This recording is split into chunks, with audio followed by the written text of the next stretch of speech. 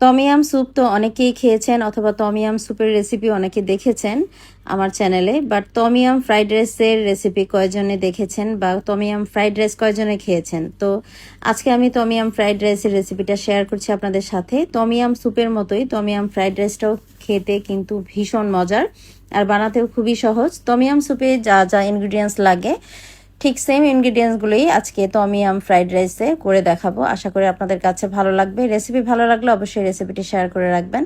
তো প্রথমে চুলায় কড়াইতে আমি সামান্য পরিমাণ তেল দিয়ে দিচ্ছি, তাতে দিয়ে দিলাম 3টা ডিম। এখানে চাইলে 4টা ডিমও ব্যবহার করা যাবে। তো ডিমটাকে দিয়ে এখানে সামান্য পরিমাণ একটু লবণ অ্যাড করে দিলাম। এরপর ডিমটা ভেঙে নাড়াচাড়া করে ডিমটাকে আমি ভেজে নিচ্ছি। যেহেতু ফ্রাইড রাইস বানাবো, ফ্রাইড রাইসে কিন্তু ডিম না দিলে ভালো লাগে না। অনেক রেস্টুরেন্টে দেখেছি থাইল্যান্ডে টমিয়াম ফ্রাইড রাইসের মধ্যে ডিমটা ইউজ করে না, আর আমার কাছে ফ্রাইড রাইসে ডিম না দিলে ফ্রাইড রাইসই মনে হয় না।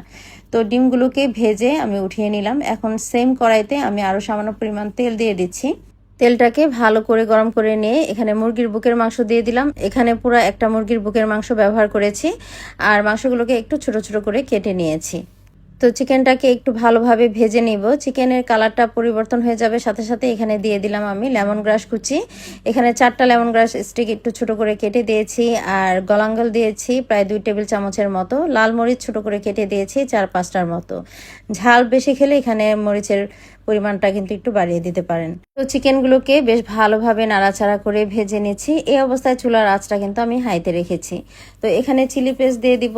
আমি থাই চিলি পেস্টটা নিয়েছি 3 টেবিল চামচ মতো। আমি দেখিয়ে দিয়েছি কোনটা ব্যবহার করেছি। তো দিয়ে চিলি পেস্টটাকে বেশ ভালোভাবে চিকেনের সাথে নাড়াচাড়া করে মিশিয়ে দিচ্ছি আর ভেজে নিচ্ছি। এই চিলি পেস্টের ফ্লেভারটা এত ভালো, এই চিলি পেস্টটাই কিন্তু টমিয়াম পেস্ট হিসেবে পরিচিত। তো এই টমিয়াম পেস্টটা দিয়ে আমি এখানে সামান্য একটু নারকেলের দুধও অ্যাড করে দিয়েছি, যেহেতু টমিয়ামে আমাদের নারকেলের দুধও কিন্তু ব্যবহার করা হয়। তো একটু নারকেলের দুধ দিয়ে ভালোভাবে নাড়াচাড়া করে মিশিয়ে দিয়ে চিকেনটাকে আমি রান্না করে নিচ্ছি। মুরগির মাংসটা অলরেডি সেদ্ধ হয়ে গেছে, যেহেতু বুকের মাংস ব্যবহার করেছি। দিয়ে দিলাম মাশরুম 1 কাপ মতো, মাশরুম কুচি দিয়েছি। একটা মিডিয়াম সাইজের পেঁয়াজ একটু মোটা করে কেটে দিয়েছি, আর দিয়ে দিয়েছি টমেটো, হাফ টমেটো আমি স্লাইস স্লাইস করে কেটে দিয়েছি। একটু নাড়াচাড়া করে আরও কিছুক্ষণ রান্না করে নিয়ে এর মধ্যে আমি রাইসটা অ্যাড করে দিলাম। এখানে আমি ভাত নিয়েছি প্রায় 4 কাপের মতো, আর ভেজে রাখা ডিমটাও দিয়ে দিলাম। সাথে অ্যাড করে দিলাম ফিশ সস, প্রায় 1.5 টেবিল চামচ মতো ফিশ সস দিয়েছি, আর চিকেন পাউডার দিয়ে দিলাম 1 চা চামচের মতো। এবার সবকিছু একসাথে বেশ ভালোভাবে নাড়াচাড়া করে মিশিয়ে দিচ্ছি। আরেকটা কথা, টমিয়াম পেস্টের মধ্যে কিন্তু আমাদের লবণ থাকে, তাই লবণটা এখানে বুঝে অ্যাড করে দিতে হবে। তো এখন সবকিছু একসাথে বেশ ভালোভাবে নাড়াচাড়া করে মিশিয়ে দিচ্ছি। আর চেষ্টা করবেন যে এই ভাতটা যেন ফ্রিজে রেখে ঠান্ডা করে তারপর দেওয়া হয়, এতে করে ভাতটা পরবর্তীতে ফ্রাইড রাইসে নাড়তে সুবিধা হয় এবং খুব ঝরঝরে হয়। তো হয়ে গেছে ফ্রাইড রাইসটা। সবশেষে আমি ধনিয়া পাতা কুচি দিয়ে দিয়েছি 1 মুঠো পরিমাণ, দিয়ে আরেকটু ভালোভাবে নাড়াচাড়া করে মিশিয়ে দিচ্ছি।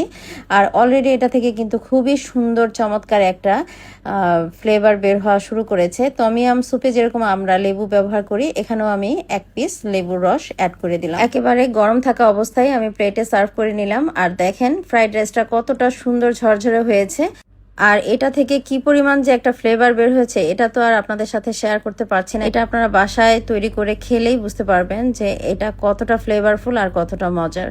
টক ঝাল মিষ্টির সমন্বয়ে এই ফ্রাইড রাইসটা সত্যি অসাধারণ লাগে। বাসায় একবার অবশ্যই বানিয়ে খাবেন, খেয়ে আমাকে অবশ্যই কমেন্ট করে জানাতে ভুলবেন না। তো পরবর্তী রেসিপিতে আবার দেখা হচ্ছে। সবাই খুব ভালো থাকবেন। আল্লাহ হাফেজ।